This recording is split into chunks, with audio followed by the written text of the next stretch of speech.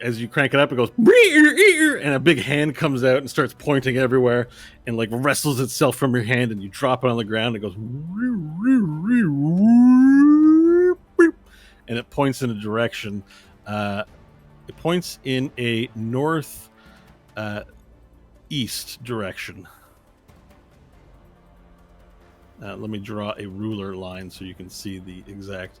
It points in a direction like this. That'd be northwest. Oh, sorry, I meant northeast. That'd be northeast. Yeah, it points in a northeastern direction. All right, so we've been going in the right direction. Now the only question is, are we going to be able to survive the trip? Do we need to take a moment here to recover, to be on the mend? How does it work for ghosts? If we take a rest, we can mend our wounds. What about you all?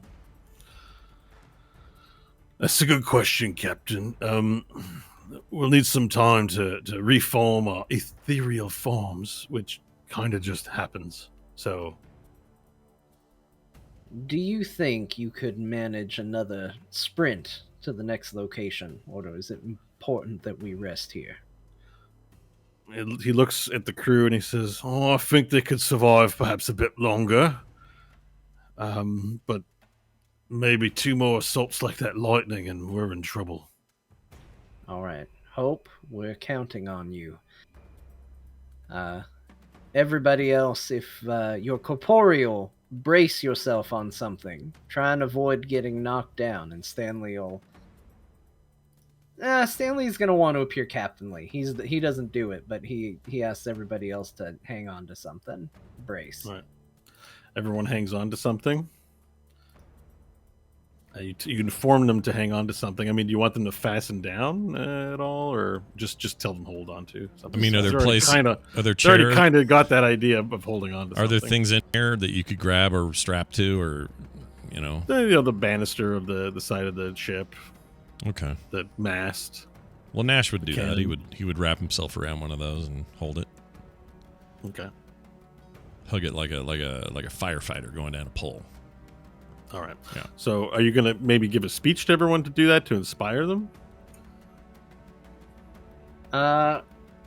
Yeah. Stanley will kind of look out over everybody, and because he, again, wants to appear captainly. He doesn't want to, go hug a mast or anything, but he will take out diplomacy and kind of stab it into the deck of the ship and hold on to it like a big old cane, and he'll just say, "Listen, we've come this far, and it's been a rough road so far, but we're going to press on and find what we need. This is the best crew that I could possibly ask for. We need to press on just a little further. So hold on, do your jobs, and we will get through this. Hope, we're counting on you." Are you? I And was just say Hope's tail will flick just a little. let's give her Most imperceptible. inspiration as well. Hey, Yes, I bardic inspiration. Just remembered I'm a bard, and that's something I can do. How long has it been? How many years has it been since you've used bardic inspiration? Well, I use it. I use it in a combat a lot in the specialized version I have, but not just for inspiration. It's been a long time. It's been a while. A D10, yeah, it's been a while. You get a D10. Okay.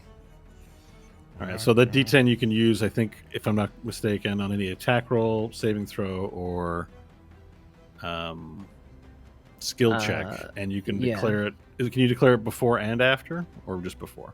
I think it's just before. Right? After seeing the roll, but before knowing the outcome. Yeah, there you go. So I won't say the outcome, but you can see the roll and be like, I'm going to add my bardic to that one. Okay, sounds good. All right, is everyone ready? Yep. Yep. Holding on for dear life. The whale goes. We'll take a deep breath and go. All right, make your next pilot. Which node are you going to, first of all? The northeast We're one? going to this keep guy up here? with that same direction, so it'll be 2 squares before we hit it. Okay. All right, make your first piloting roll, please. All right, first one's a 19. Nice. Okay. 19. All right, you do hit turbulence because of that, so the corporeal beings need to roll dexterity saving throws. Do we have any help or advantage because we're holding on to stuff now, or no? No. You'd Okay. have to tie yourself or fasten yourself to. Oh, well, then I'm going to stop hugging that pole because who cares if it doesn't matter? All right. So 28 for 27. Stanley. That'd be a 7. So Another 1. Okay, so. Wow. All right, At so least Hope. they're not on the piloting checks. I'm gonna Yeah. take the damage now, heal that up, and be good. Crooked Hand Row looks at you with great sympathy, seeing that you've fallen for the third time from the piloting controls, including being tied up. So it's like awkward. You're in a jumble of like ropes as well as you fall down. You take 9 points of damage. Nash, you take 9 points of damage. Okay. I'll roll for the works. All right, one of them saves. Damn, one takes 9. 2 of them take 9. Yeah, 2 of them take 9, and basically they fall. One orc hits his jaw on the ground, and then it sort of puts his lights out, and his body begins to sort of, because the ship is moving, his body begins to slide off the side of the boat and fly out into space. Somebody see to him, Stanley will call out. Right. So some of the ghosts go towards them, and just stop him from falling out into space. But his body is lifeless as it sort of lies on the deck. Oh, he's dead? He's dead. Oh, Tick is dead. he's dead. I took. Or was it Tick or Took? Tick Tick is dead. Tick is dead. Union saves as well as Badass T, but Badass T definitely, he's got like you can see this sort of like egg on his head where he's taking a nasty hit. He's in rough shape. All right, make your next roll. The next one was a 21. Okay, so you're able this time. You get back up, ropes all over, tangled around you, and another lightning strike forms this like square, and you just punch it right through the square, and the whale comes alongside you as you do this and absorbs the lightning, and then shoots the lightning into the boat. Just not intentionally, but just because he's in near proximity, he conducts the lightning from himself into the boat. And lightning begins shooting everyone. Make a Constitution saving throw, please. At 21, we still have to do saves? At 20, well, this is a different instance of damage. You did the turbulence.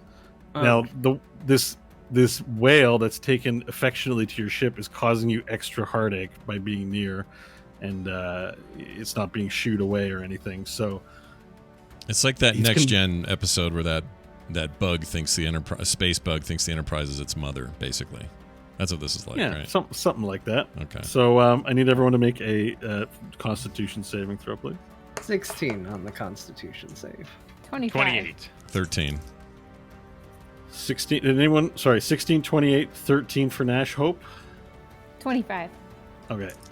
So Nash, everyone's going to take half damage except Nash. It's going to take full damage. Jeez. 11 lightning damage to you, Nash. Great. As you go. "Eeeeet!" That's a. Let's see Wait, about- can't I? Hold on. Oh, never mind. I had it backwards. I can avoid other creatures. If other creatures have a resistance, I can override that. But I can't do it on myself, so never mind. Yeah. Yeah. So half you take half of 11, I think, rounded down, so it'd be 5. So 5. So for those Yeah. take, but you're taking 11. You're taking the full, unless you have a resistance. To Oh, it. all right. I don't. I You're have the a only one resistance. that failed the saving throw. The other 2 orcs shock and then just drop to the deck and begin sliding towards the sides. They fly off the sides because the ghosts are also being shocked by lightning damage. And they're like, "Eeeeee!" And the 2 orcs flow down to space. And Badass T lies over the banister and he's like, "Hope, I don't know how much more we can take of this." Does someone ever heal? Just get us to the safe spot. We'll recover. Somebody shoo away the damn whale. That was the second roll. So you're now at the node at that area that you sort of enter into this safe area, and the whale then brushes alongside and scrapes along the side and sort of cuddles with the boat. Be gone, whale. Shoo. Flee. Are you intimidating it? Yeah, I'll intimidate the whale. All right, make an intimidation roll, please. 10. 10. All right, you shoot away, but you're so small compared to it. You question whether you're making quite enough noise to capture its attention. It seems to recognize the boat as an entity, and maybe you as a bug or mosquito upon this boat. It doesn't affect it in any way. Fair.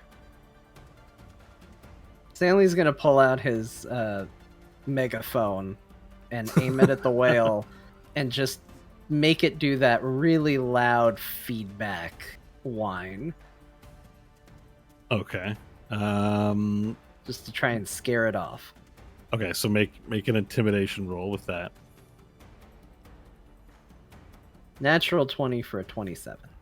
All right, so you make this loud, like that awkward feedback sound, making noise, and you hear the space whale go, and it shivers and it begins swimming off, clearly agitated by this sonic cacophony as it goes, or cacophony. It goes, Yes, please stay on brand. Bro. Yes. as it darts off into space, or into the nebula space. All right, can we hold it here and take a bit to recover before we move forward? Yeah. Georges appears to the deck and he sees the last orc remaining, and he goes, Georges, as he looks upon the orc. I know, George. I know. It's a damn shame. Well, I'm sorry to say they didn't last too long on the ship. But perhaps we should say a few words for them. Yes. Okay. We recognize the sacrifice of Tick, Took, and Look. 3 orcs that got a whole extra day from the rest of their crew. I hope it was a better day for it.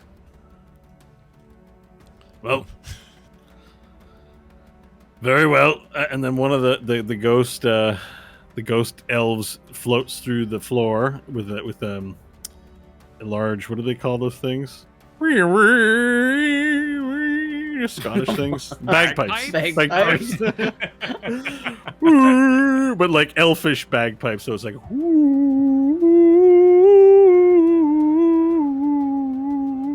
and then the other ghost elves take the orc. Is that Halo? It's Yeah. Halo adjacent, the music for sure. and they sort of wrap up the orc in a cloth and they let it float out into space, and it goes whoo, and then a lightning strikes and explodes the orc body.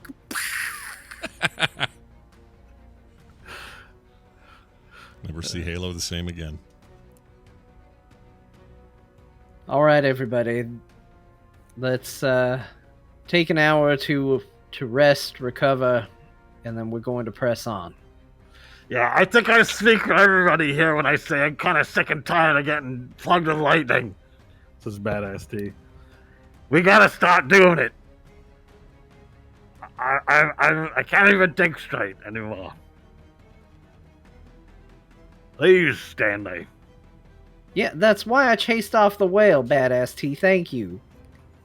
Nobody likes getting struck by lightning. Even the ghosts don't like getting struck by lightning. Yeah, I could tell. They really didn't like it.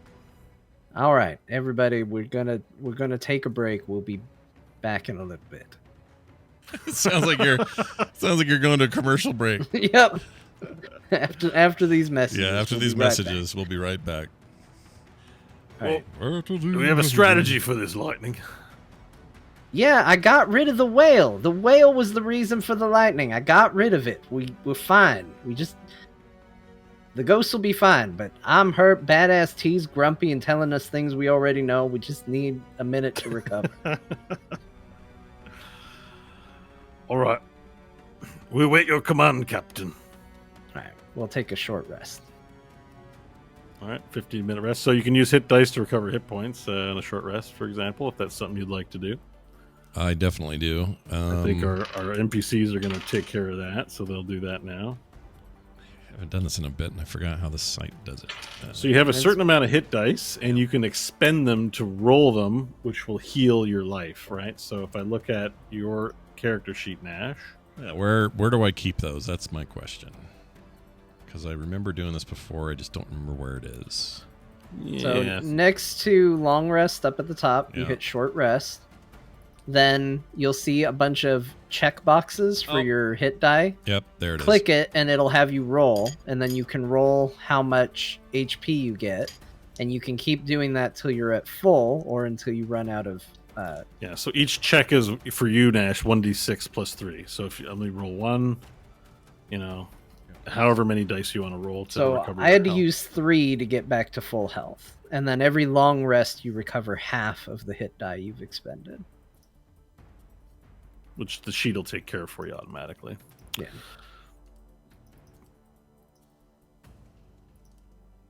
Why isn't it affecting my total? It says automatically apply healing with dice result, but it's not doing it. Well, you can just write in the thing. So I would roll the dice and then just overwrite hit Yeah, I'll points. do that. It's probably not going to automatically. It won't know your die roll unless there's a function in the sheet. No, it does. for you. If you click the part where the die pops up, it should. But maybe something's going weird. Well, it's just. But either way, you want to do it. But yeah, I mean, you can just say, okay, I'm using 4 hit dice, roll 4d6s, plus 3. Is it plus 3 per dice? Like 1d6? Yeah. Yeah, okay. So Because you can roll it, see what your result is, and then decide if you want to use another one or not. So yeah, it's just each time. Okay, so I'm gonna do it. I'm using 5 hit dies. I hit take short rest. I confirm. Nothing happens. Yeah, you got to roll the 5d6. Yeah, you gotta. So the order of the clicks here is you click the box, Yeah. and then you'll see below it a little like 1d8 plus 6 or whatever it says. Click that. Yeah. It will roll a dice, and it will give you that hit point.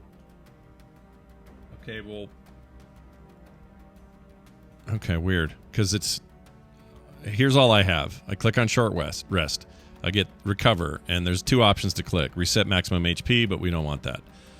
That's unchecked. And then I have automatically apply healing with dice result. That is checked. Then I have sorcerer hit die stuff, which is 1d6 so click plus one 3. of those boxes. Yeah, which I and did. then it should put a little square in it. Did another thing appear below the boxes? No, it's all blank. Just says take short rest or reset. Oh. So I'll just roll these, is what I'll do. Yeah, just roll it. Because for Something's me, up. something appears and I can roll it. Yeah, something's So- weird.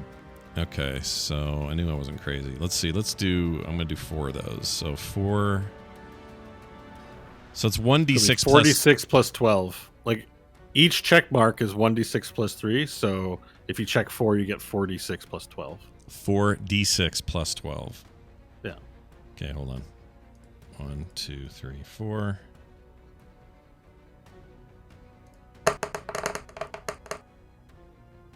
So that would be 25 total. So I'm going to add do 25 to your hit points. Do you want Heal. more? Then you can roll that. Nope, more. I'm good. I'm happy with that. All right. That gets me in range.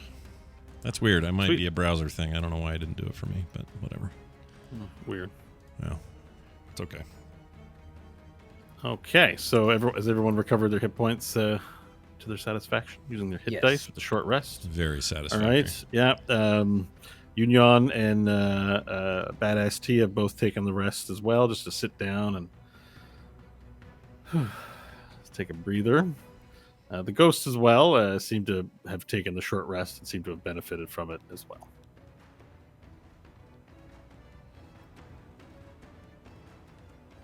All right, once that's done, Stanley will return to the bridge.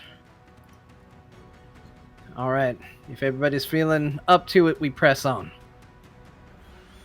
Aye, Captain! And they all start getting to the ropes and start pulling ropes and making the sails go. Cat Crooked Hand Row looks to you, Hope, and says, all right, let's do this next little bit. All right, Hope will look at the compass in the hand. The compass continues to point northeast, basically the direction it's pointing in. I'll give you a ruler a ruler ruling is this direction here. You see that? Yeah. Okay, cool. So it's gonna take 3 to. Okay, so she'll do the 3 to get to that second one at the northeast. Oh, so you're gonna skip out on that node there and just go to that one. Okay. Yeah, because they'll have to do 3 anyway. You'll have to let so everyone yeah. know this one's gonna be a longer tunnel. Yeah, she'll call it. It's gonna be a bit longer, but not by much. At least we don't have a whale this time. All right. So make your first roll, please. Only the first roll.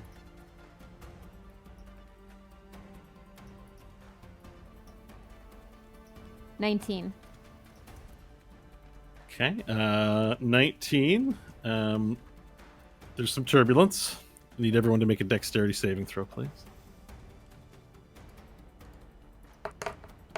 19. You still have the bardic inspiration, right? You haven't used it. No, 10 minutes it goes away. 20 not natural okay. for Nash. Can you give her another one?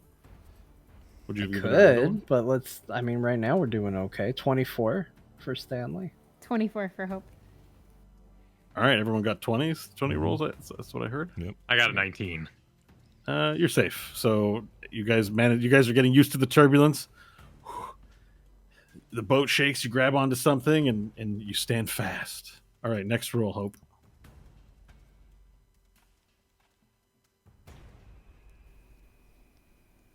$16. Yep, you managed to make it through. Lightning creases over this, and then a wave of force moves out, and you take the sticks and dodge to the right. Get away from it. Then cutting through the nebula, the whales returning. You hear ooh, ooh, as it begins to sidle up to the side of the boat and brush up against it. Stanley's gonna do the trick again with the megaphone, try and scare it one more time. All right, make your intimidation roll. An 11. All right, this time the sound doesn't work quite as well. Also seems like the whale's a little more insistent, and the second whale appears from the other side too, and it begins to brush up against it. And next thing you know, the school of whales with these 3 eyes and 3 mouths all sort of are near forming a school, and you're part of the school. And lightning nodes sort of connect the different whales, but don't hit the boat as you're flying now in the middle of 5 different whales all around you. Hope, make your next roll.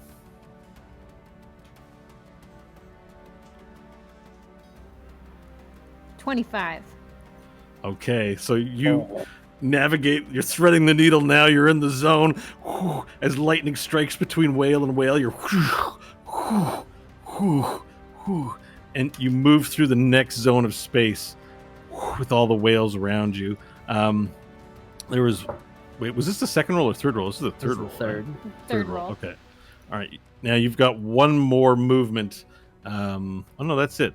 All right. So as you approach this next node, you hear a strange sound from all the whales. And the whales split off in 5 different directions, and they go and they fly off like as if they're running from prey. They just immediately fly off, and you fly into this now blackened part of the nebula where everything becomes suddenly very dark.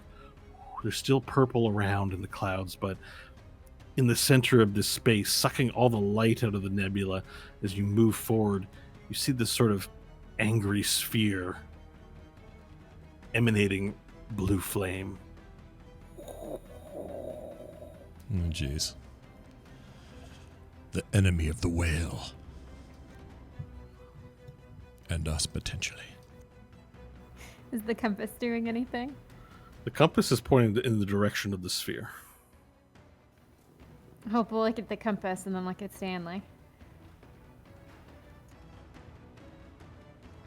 Well, how big is the sphere? Is it like big enough to fly the ship into, or is it just kind of? It's hard to tell from this distance. It looks small. It looks small, but you're still far. You're still kilometers out from it. You can just see it off in the distance. You'll have to approach it to examine it further. It's hard to tell its size at this distance. Stanley just kind of looks around at everybody. We're doing this, right? Hope will nod, go, yes. and then she'll start going forward. All right, so you're flying it straight to the sphere, or are you flying it near the sphere? She'll go straight to it, unless All right. told otherwise. So you fly it straight into the sphere. How quickly are you approaching? Like, are you putting pedal to the metal or cautiously? Cautiously? Okay. So you begin flying closer to it, and it doesn't appear to be gaining in size. And as you get within, half a kilometer of it, it's like it's very visible in space, but you see that it's not growing in size very much, and it's starting to look like it's too small for the ship to enter into, if that was your thought. She'll keep going.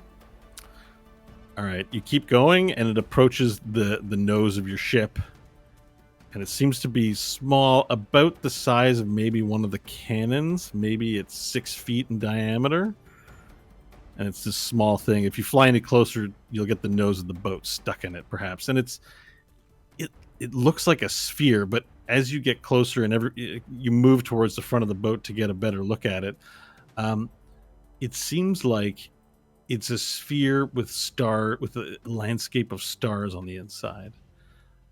And there's like some sort of triangle shape on the inside.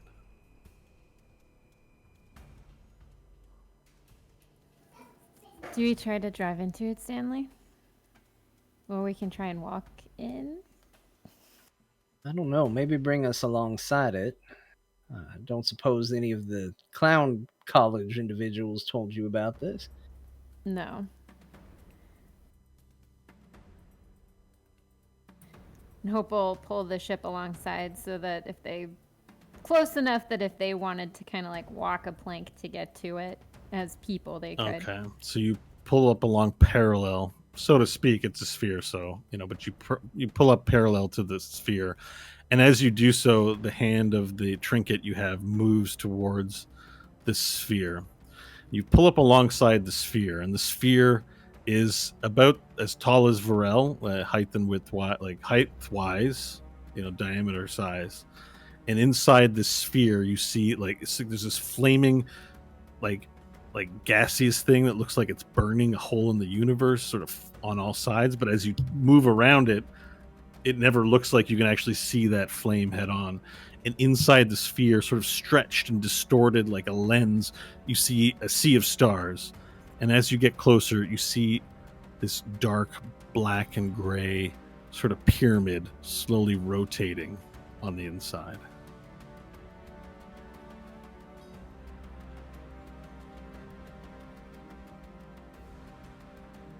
Well, Nash, why don't you go touch it? Really? You want me just to touch it? I mean, it hasn't stopped you in the past, and I'm curious about it. If anybody's going to go touch it, I feel like you're the logical choice. Well, Nash can't spacewalk, can he? What is he going to do? There's still about 60 feet of space between you and the boat. As you pull up alongside it, you'll have to fly out with your thermal underwear DNA, perhaps.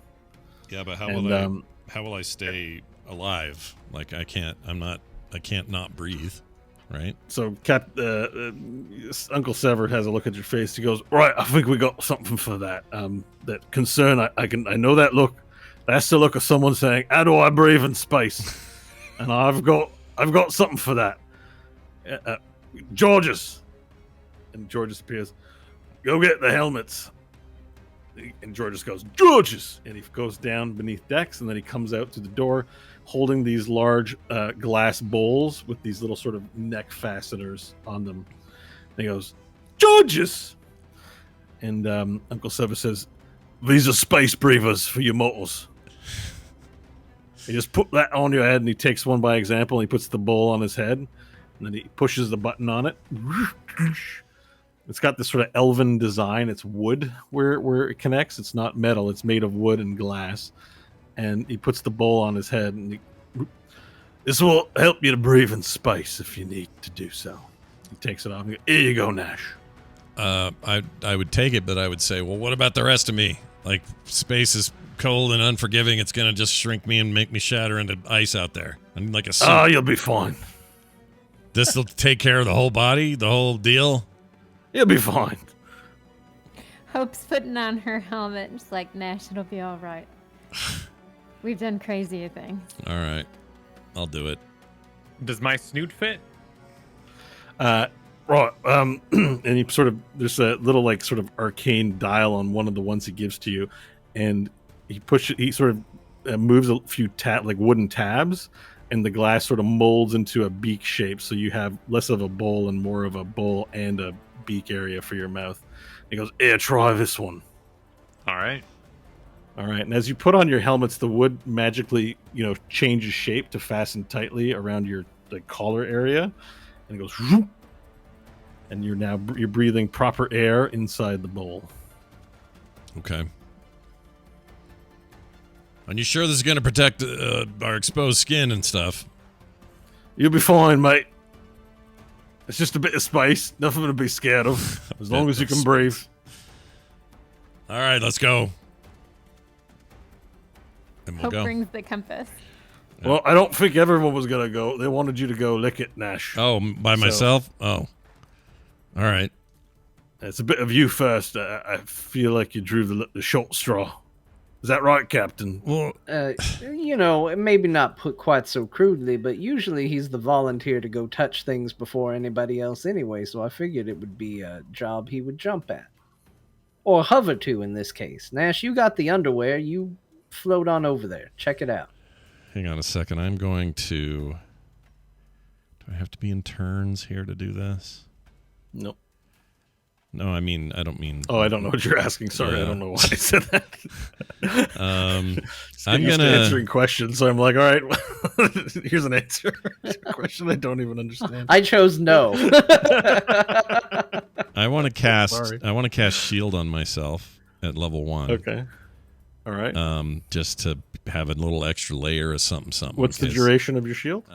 That's what I was trying to figure out. 1 round. So that's what I mean. I got to be in like... I guess we have to be in fighting. It order. lasts It's one round, so 6 yeah, seconds? It's a reaction type attack. Yeah, that's so not going to the work. idea is that you use it when you know what damage is coming in. Yeah, I'm not doing that. All right, I'll just take him at his word. Whatever. Underwear, DNA, and engaged. I'm just gonna fly out there. All right. So Put me in the lift I guess up the from airlock. boat. Yeah. You lift up from the boat and float out towards the globe. Yeah. And as the globe gets closer, you feel your body kind of distort. Like your fingers get a little more stretchy as you get closer. Great. So there's some time space shit here. All right. Well, I will notice that and then continue forward. Do I have any communication with them?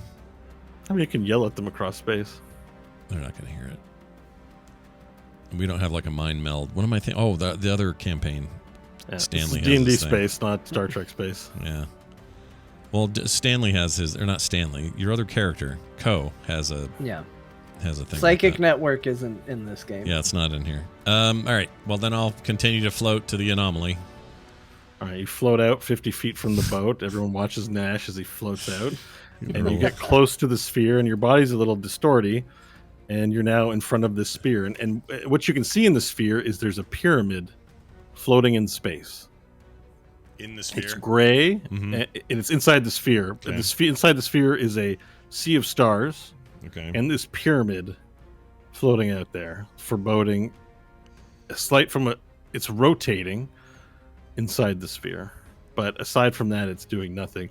Now that you can see closer, you see that there are glyphs of all kind marked across its sides. And it's strange because as it rotates, one side seems invisible. So as it rotates, you notice all of a sudden there's no pyramid. But then it continues to rotate, and then you see the pyramid again. It's like one of its sides is cloaked. Okay. Do I feel anything physical other than my distortion? No, I mean, you feel fine. It's a little weird around this sphere. Okay. But Adventure closer to the sphere then. okay, do you touch it, or do you just get close? I'd get close enough to where I could reach out and touch the pyramid, but I won't do it just yet. I just want to be in that range. So you have your hand just like an inch away. Yeah, so really close, and I will just real quick feel fine. I want to do a quick detect magic. Okay. Just to, I don't know, see what the hell's going on here. Sure. For the duration, 1 action, concentration up 10 minutes. You sense the presence of magic within 30 feet of you. If you sense magic in this way, you can use your action to see a faint aura around any visible creature or object in the area that bears magic. So you cast Detect Magic, and indeed, what you are detecting is magical. There's a hue that glows around this sphere. Okay. This is magical in nature. It was created by an intercession of the laws of physics and space. Do I have any insight as to what that might be, or what it would If be? you had to guess, let's do an Arcana check. Okay. Can definitely do one of those. Can't roll for shit today. 12. Your best guess, you don't feel confident in it, but your best guess is this some kind of portal magic. And traversing into this sphere will take you to another place in time and space. Perhaps even another dimension. Oh. Well, I came out here to touch it, so I'm going to touch it. All right. You reach out your hand in space and put your hand into the sphere, and then you see your hand inside the sphere. It looks a little different, like the way a mirror might reflect something differently. But you can still feel your hand. You open and close it. It's still working. So I'm not sucked into some place. I'm still here in the same place. Yeah, you seem fine.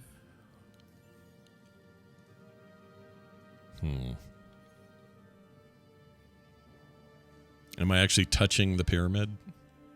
Like No. it's not The pyramid seems distant. okay. Not too distant, but it seems distant inside the sphere. I would want to get closer to that. Do you move into the sphere? Yes.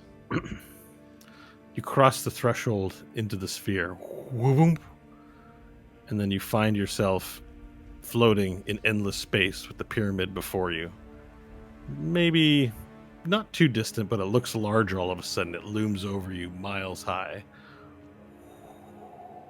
It looks like a little trinket inside the sphere, but as you move through the sphere, it is a giant pyramid in front of you. And as it rotates very slowly in your direction, you see a slight wharf and an entranceway towards the base of the pyramid.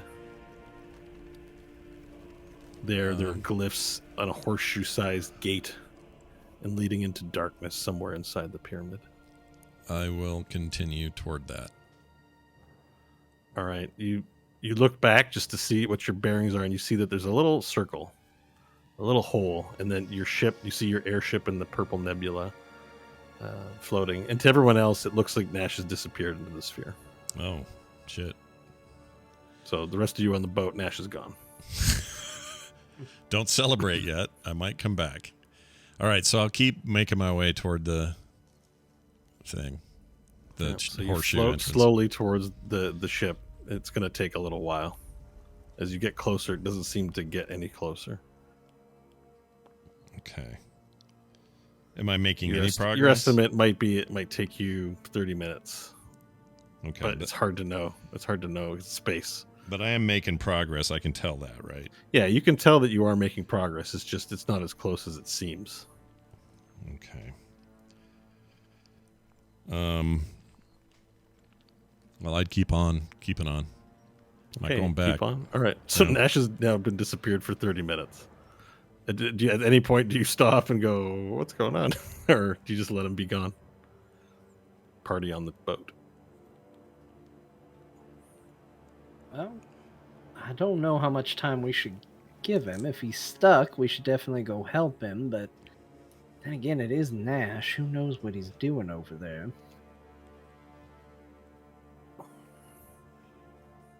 All right. It doesn't sound like a lot of concern. We'll go back to that.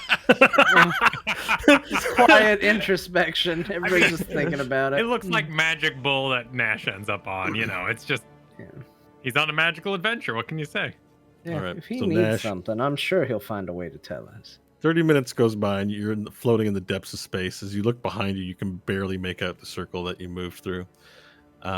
You approach the looming pyramid, and you step down onto the wharf, and just miles high, this pyramid looms up, and you get a sense of foreboding and dread. You have a feeling that this place is telling you to turn away. On the stone wharf leading into the side of the pyramid is a semicircle of blackness, and around it is a frame, half-circle frame filled with hieroglyphs along the side. And this sense of dread I have is otherworldly, or is it just me being panicky? It's an unnatural sense of dread. It shouldn't make you feel this way, but there's a sort of force to it, like a magnetism that's repelling your presence. Okay, in that case. Oh, jeez. Well, at that stage, I'd feel like I'm going to just end up dead if I go on this on my own. I got to go back and tell them what's going on. So I would put my undies in reverse and pitter patter the other way. Did you go in reverse? I would just turn around. Oh, you turn around. Okay, I thought maybe you were backing it up. No, because you're in reverse, right? So you're like, it's fun to picture you going in reverse. Yeah. So you turn around and you make your way, in the direction you came from. Let's do a survival roll, please. Okay. Please be decent this time. Come on. That's okay. 17. You travel out for a little while looking for the gate again that you passed through. Fortunately, after 15 minutes of traveling in a direction you weren't very certain of, you do spot it, but you were a bit off course. So the travel back takes you 45 minutes instead of 30 minutes. Okay. You now see the circle that you passed through, and you pass through it back into space and to the rest of the boat. You've been waiting for an hour and 15 minutes, roughly, maybe a little more, an hour and a half. And yeah, Nash finally reappears and then floats back towards the boat. Oh, there! Look, there he is. We were just about to go get him, too. Yeah.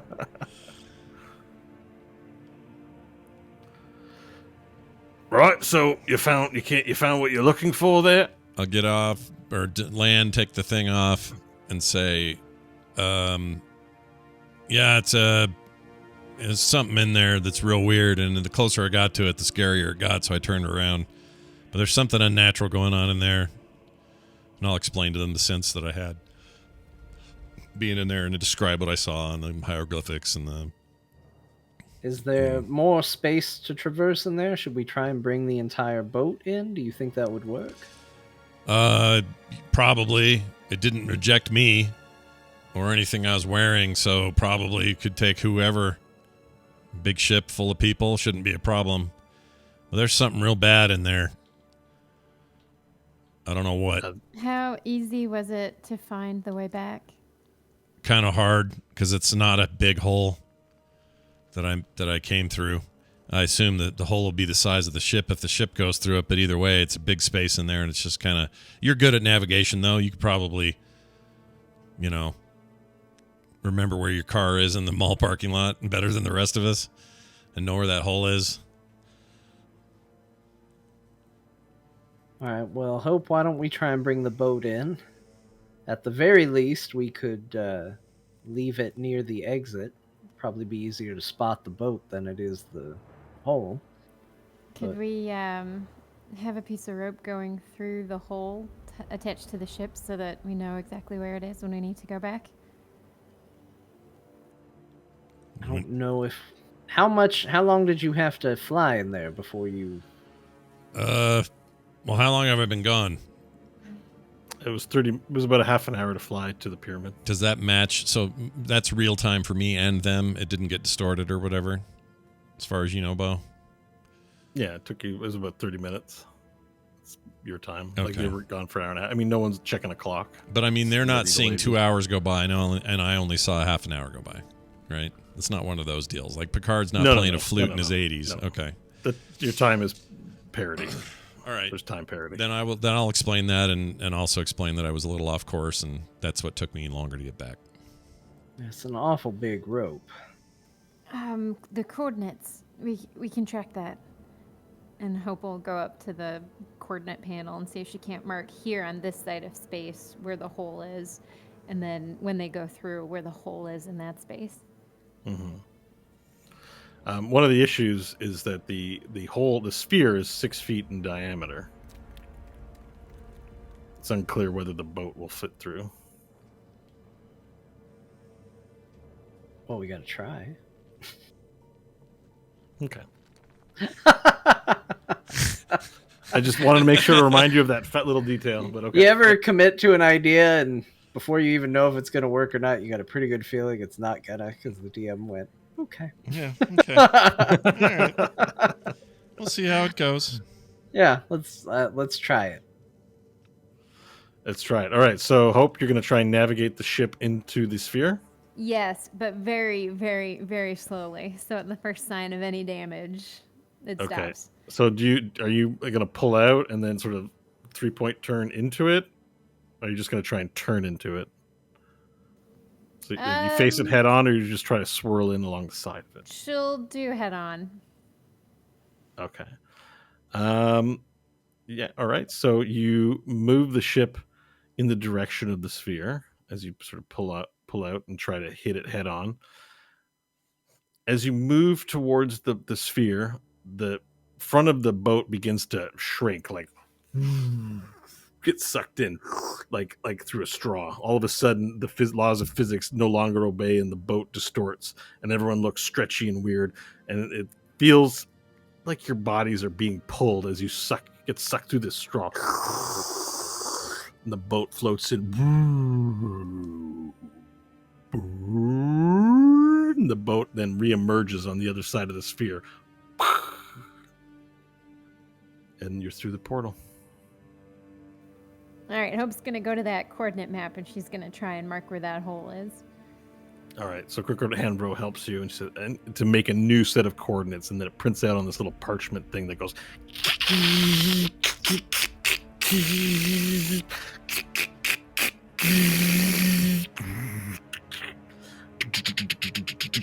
And a little printout of the coordinates appears. Cool. She'll leave that on the ship and then look at Ro and go, for a quick escape. Right, that's a good idea. All right, now you're now in this clean space with no nebula around, and there's no landmarks anywhere in sight except this large pyramid looming before you, miles above your ship. And there's this sort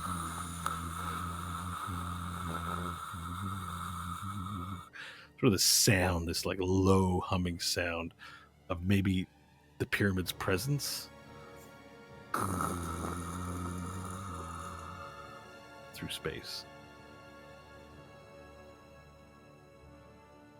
I've still got my helmet on. I'm just gonna. I don't like it.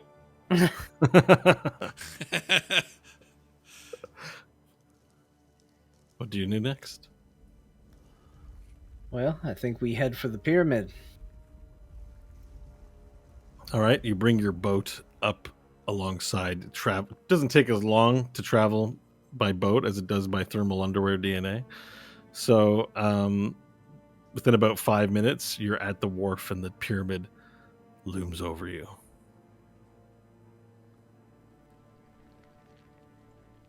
You pull up to the wharf and the boat, the ghosts let a dock out. And Badass T says, Oh, I'm ready to go. Let's see what's inside this pyramid. What a gas. Quick check-in as to what Varel knows, because I know Dr. Spider knew different stuff. This is a space prison, right? Do I know that? Yeah, I don't remember who knows what. Hope explained her whole story when she was gone, so she would have explained Pentel Vice as best to her knowledge. I don't remember. Okay. The knowledge. Yeah. So Pentel Vice was a prison. Yes, I believe that was explained. Which is also where the eye is being held. So by chance, now this is also where Tungsten Wheel is. Yeah, there was definitely the two bits of information intersecting. That Pentel Vice was a place for Hope to seek out further power, as well as the last known location of Tungsten Wheel that Dungle Star Ravensbred learned about by Laser Pigeon. All right, so in my best like the core level movie kind of line, if this is a prison, then where are the guards? Nice. Ooh. Uncle Sever comes up and says, "You make a good point, Vorel. As a ghost, I've got an expertise on haunted places, and, well, this raises my ghostly hairs on my neck, even." Well, unfortunately, it is a case of no matter how scary, spooky, or taken over it may be, we don't have a choice. We have to go in there. Right, well, what's your away party gonna look like? Us ghosts can't join you, and we lost the orcs. But you got your guard here, your Balele Kun, and your badass T.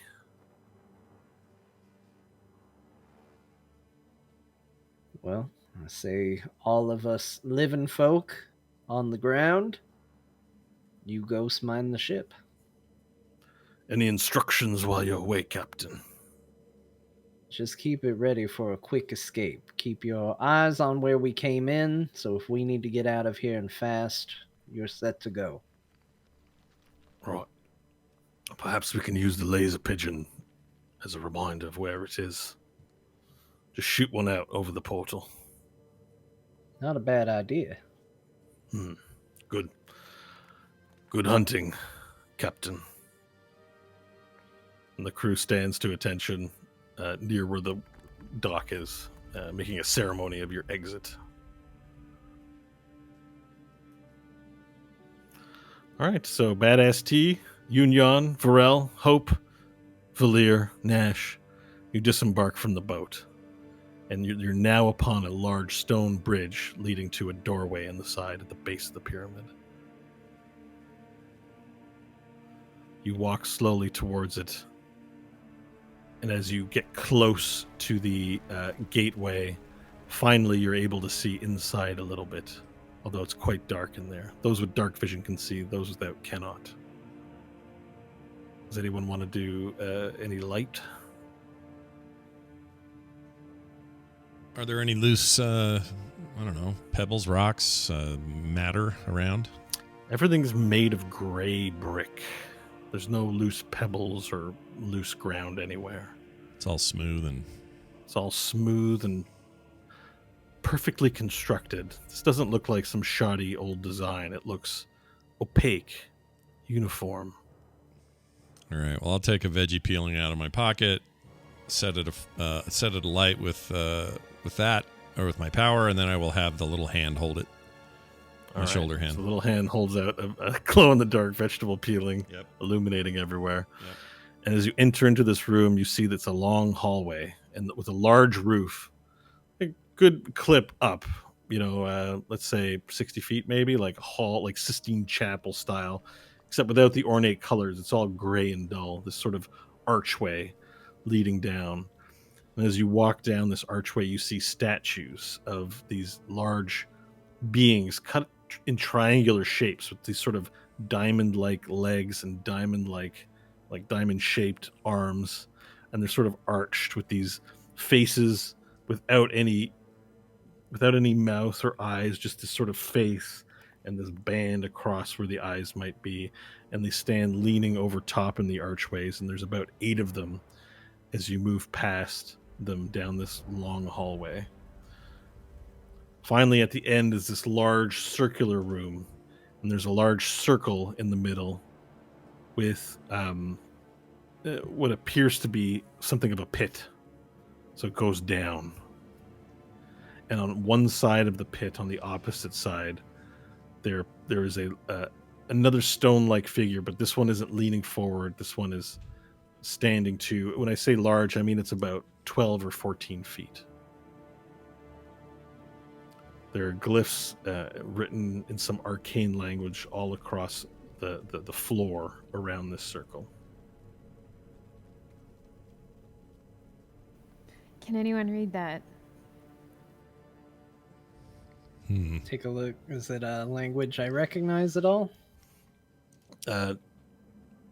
So does anyone have speak an arcane cipher? Nope. Nope, not one of mine. You are schooled in the ways of magic, and so looking at it even quickly, you can see that this is in like some sort of cipher. It's not. It's a language, but not any languages between the four of you, or six of you rather, that you know. All right, I let everybody know that.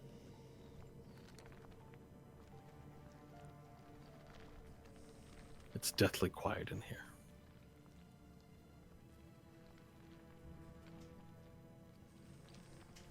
And you described it as kind of a end, right? Like we've reached a wall with the statue with the circle around it, or can we go on past? There's no exits from this room apart from the large hole. The hole, I would say, is about 30 feet in diameter, and it leads into blackness.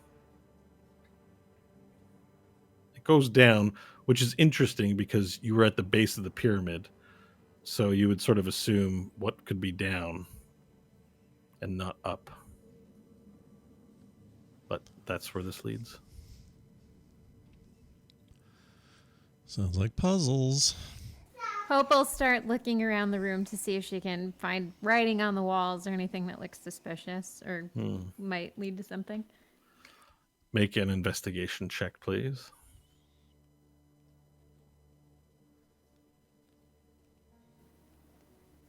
Ten. You find lots of writing in the arcane cipher, but apart from that, the only thing of interest, apart from the hole, is the presence of that large figure near the mouth of the hole on the opposite end, at the very end. She'll hold up her arm and transform it into the hand and then put it on the circle cipher, the language on the ground in the circle. It does nothing. She'll change her hand back.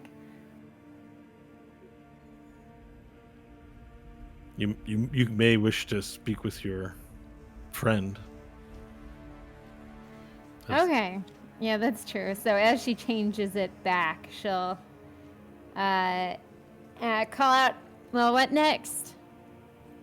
Everyone hears this, but they don't hear the other side of the conversation, so let's do headphones off for everyone but Hope. Behind your party members, you see a hooded figure. You can't make out his face, but his voice echoes through your skull. Yes, we have arrived. The next step of our plan. Good. This place is a prison for the cosmos's worst entities. We need to gain access to it. Speak loudly and clearly and address this warden here. He will provide you with information. But unless you are able to find this place's secret entrances, the way forward is down.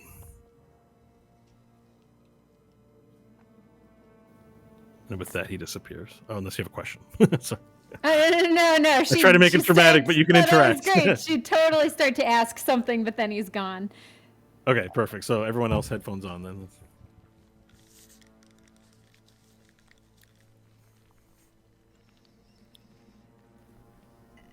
So Hope will then, after calling out what next, turn to the big statue and ask loudly, we need access. All right, and so the statue with this sort of the band where his eyes begins to glow white.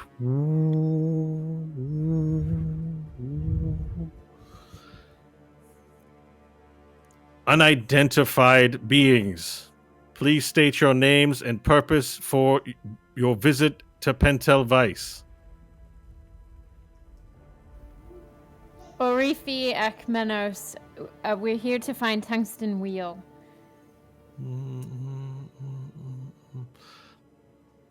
Welcome, Orifi Akmenos. Name is not familiar to us on the list of collectors. We cannot provide information on inmates to unauthorized personnel.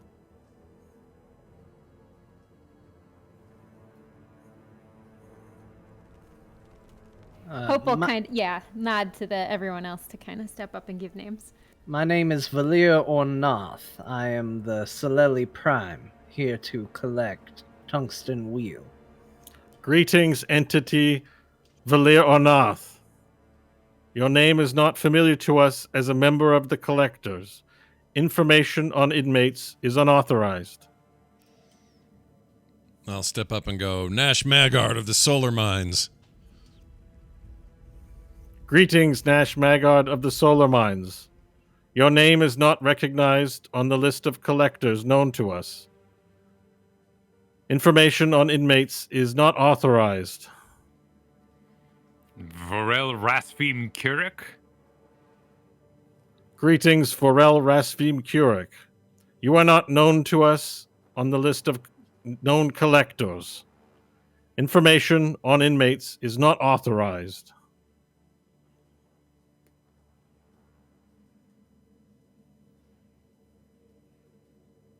Well, I think you better tell him, Badass T, you're probably on the list. Yeah, I don't know. This guy's just gonna say the same shit. Whatever. And Yunyan steps forward and says, My name is Yunyan Wheel. I am the Belele Kuun. And the statue responds, Your name, entity, your name is not known to us on the list of known collectors. Information on inmates is unauthorized.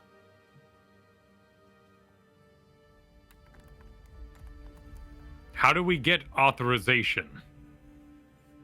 Authorization is given to collectors. I submit and become a collector. If you wish to apply to become a collector, you must contact your nearest instructor. Contact the nearest instructor then. This is outside the scope of my operations. Your operations are foolish. My operations are to manage intake of inmates. If you have any inmates to submit, please deposit them into the hole in front of me. If I deposit Badass T, may I pass? If he is on the list of wanted what's a good word?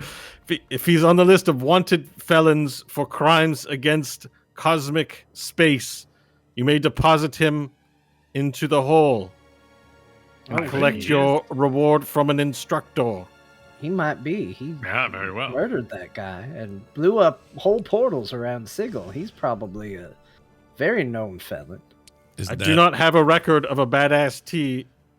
It's in a different dimension, you guys. No, he did that in this dimension. He did? Yes. I thought he... Yes. Well, yes. hey, so I gotta say in this, it was over a couple. Do you want to get into it like this? Look, What's your last name, Tedna? I gave up my last name. Yes, of course you did. Are you trying to dead name me? Sir. Yes.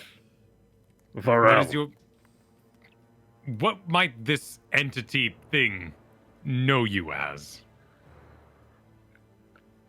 I don't know. I was Tedna before, now I'm Badass T. I don't remember my last name. Don't make me say it. Fine. So, we can either get in the prison through the hole, or I guess there's secret entrances, but I don't know how to get those. It's Garfield, okay? My last name is Garfield. There, I said it. What's wrong with Garfield? I hate it. Okay. Building. I have brought Tedna Garfield.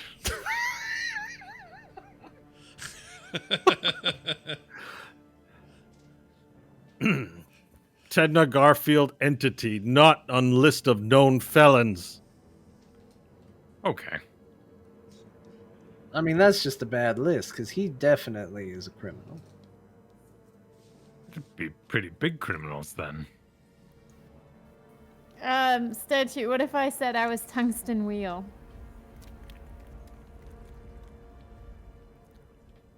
I do not understand the nature of this inquiry, Orifi Akmenos. Have you misstated your name? Yes, Tungsten Wheel is my name.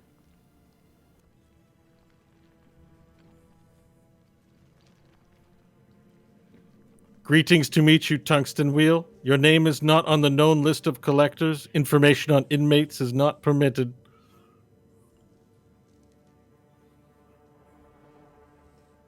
Do we have any of the ghosts with us that could speak to this? No, they're yeah. all on the ship. Okay. Look, I say we just put Badass T in the middle of that hole and see what happens. If they take him to prison, that's a way in. How hard can it be to break out of a prison? Do I get a say in this? No, this is what you're here for. This is literally what you're here for. He takes a deep breath and looks to Hope. Only if she asks me to do it. Would you be willing to try it out for us? I'd jump through hell itself for you, Hope. Hope will close her eyes and shake her head. I'd fall off all my toenails and eat over if you asked me to, Hope. Like he No, was gross. difficult just so he could say that. Not. There's no nutritional value in this. Hope has That's nowhere the point. I'd be to willing to do anything. if you want, try it out and see what happens. Not if I want. If you want, Hope. He says. Fine, try it out. So he puts a leg up on the lip of this hole. He says, "You want me just to jump in?" Yeah. All right. He pulls out his knives. Shink, shink. In the name of hope, I enter you. And then he runs to the hole and he jumps in with both knives out and jumps through the hole, belly flop first with the knives. Ah! And then it's just the voice immediately cuts off and it's silent. And that's maybe where we'll leave it for this week. How about that? We're at the end of that. That's a really good ending. That's a great cliffhanger. I love it. What happened to You guys freaking can wonder Tedna? what happened to Badass T all week. Yeah. Hopefully one more Tedna gone is what this is. Oh, The another goal one is now down. become to erase the Tednas Yeah. from the multiverse. Another Yep. Tedna down and out. All right. Well, if you want to tune in next week and find out, you'll have to do that, listeners and people watching live, to find out what happens next right here on There Will Be Dungeons. In the meantime, support us at our website. It's over at therewillbedungeons.com. You click on there, throw us a buck or two our way, and your favorite D&D show continues to be made. So head on over and check it out. That's therewillbedungeons.com. It's going to do it for us. I think that's it. Did I forget anything? No. We'll be back next week. Everything's normal. So come back next week, everybody. For me, for Kyle, for Kristen, for Bo, for John. We'll see you next time.